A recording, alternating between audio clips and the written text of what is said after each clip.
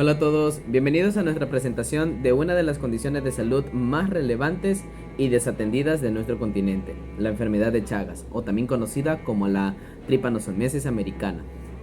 A nivel mundial, la Organización Mundial de la Salud estima que existen entre 6 o 7 millones de personas infectadas y más de 70 millones que viven en áreas de zonas de riesgo, el cual están en completa exposición. Aunque históricamente estuvo confinada a zonas rurales de América Latina, hoy en día, debido a los movimientos migratorios, el Chagas se ha detectado en países de Europa, América del Norte y el Pacífico Occidental, convirtiéndose en el desafío de la salud global. Esta enfermedad lleva el nombre del investigador brasileño Carlos Chagas, quien lo descubrió e identificó por primera vez en el año 1909. También les quiero hablar algo sobre el agente etiológico, y es que como tal es responsable de una de las infecciones de los parásitos protozoos flagelados llamado Trypanosoma cruzi. Pero la pregunta clave es, ¿cómo llega este microbio al cuerpo humano? Principalmente a través de un insecto vector conocido como el triatomino, que recibe diversos nombres populares según la región. Conocido el insecto como tal: chinche picude, bichuda, chipo, pito, barbeiro y o chinche de besucona.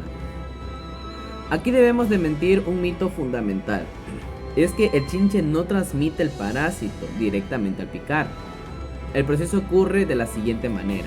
Pues como tal, el insecto habita en las grietas de casas de barro, madera o techos de paja y sale a alimentarse de noche, mientras chupa sangre de una persona dormida o succiona sangre de una persona dormida, defeca y orina cerca de la herida de la picadura.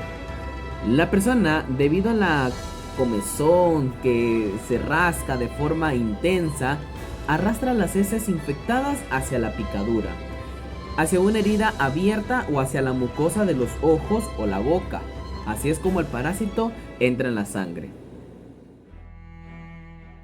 Bueno, respecto a las vías de transmisión de la tripanosomiasis, se conoce que la principal vía de transmisión es la chinche, pero no es la única forma de contagio. Entre ellas tenemos la vía de transmisión congénita o vertical, que se da cuando una madre infectada infecta a su hijo durante el embarazo o el parto. Tenemos también la transmisión oral, que es por la ingesta de alimentos contaminados con las heces del insecto, y también podemos transmitir esta enfermedad por medio de transfusiones de sangre o trasplante de órganos no examinados previamente. Y por último, también otra vía de transmisión serían los accidentes de laboratorio con material biológico contaminado.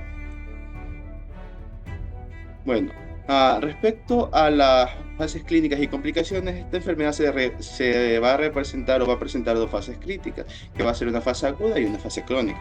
En la fase aguda, esta va a durar entre 1 y 2 meses después de la infección. En la mayoría de los casos va a ser asintomática o va a presentar síntomas leves, como fiebre, dolor de cabeza o inflamación ganglionar.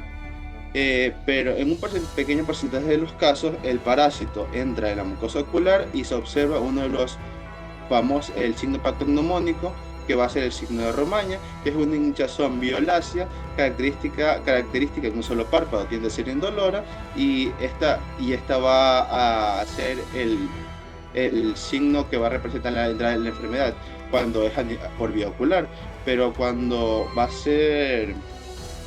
se da por vía cutánea, va a presentarse el changoma cutáneo. Mientras que en la fase crónica, si la persona no recibe tratamiento, esto pasa a una etapa silenciosa. Un 60 a 70% de las personas infectadas permanecen asintomáticos de por vida. Pero entre el 20 y 30% van a desarrollar complicaciones graves años o décadas después. Entre las complicaciones más severas van a destacar el daño cardíaco, la cardiomegalia, arritmias, muerte súbita o el daño digestivo con megacolon o megaesófago. ¿Cómo vamos a detectar, cómo vamos a tratar esta enfermedad? ¿Cómo detectamos como tal el mal del Chagas? Bien, el diagnóstico va a depender en sí de la fase en la que se encuentre el paciente. Por ejemplo, Si el paciente se encuentra en la fase aguda, va a haber una gran cantidad de parásitos en la sangre, por lo cual se va a utilizar métodos directos de parasitología, por ejemplo, el frotis de sangre, la gota gruesa o la prueba del PCR. Mientras que si el paciente está en fase crónica, los parásitos ya bajan en sangre.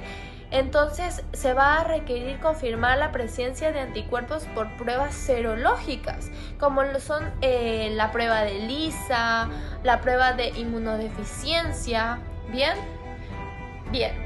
Ahora, en cuanto al tratamiento, van a existir dos medicamentos antiparasitarios eficaces, como va a ser el benzinidazol y el nifurtimox. Estos van a tener casi un 100% de eficacia y se van a administrar al inicio de la fase aguda o en la transmisión congénita como tal, ¿ya? Ahora es importante que hablemos acerca de la prevención de esta enfermedad, y es que, como tal, la prevención se va a centrar en el control del vector, mejorar las condiciones de las viviendas, usar mosquiteros. Vamos a tener que fumigar ciertas zonas de riesgo, implementar como tal el tamizaje, o que sea obligatorio el tamizaje en estos bancos de sangre, en el control prenatal. Bien, ahora en la enfermedad del Chagas no debe seguir siendo una afección silenciada, sino que debemos tener un diagnóstico oportuno para que podamos salvar ciertas vidas, para que podamos cambiar, para que haya una diferencia. Ahora, esperamos que esta información te haya sido útil para comprender esta patología y bueno, muchas gracias por tu atención.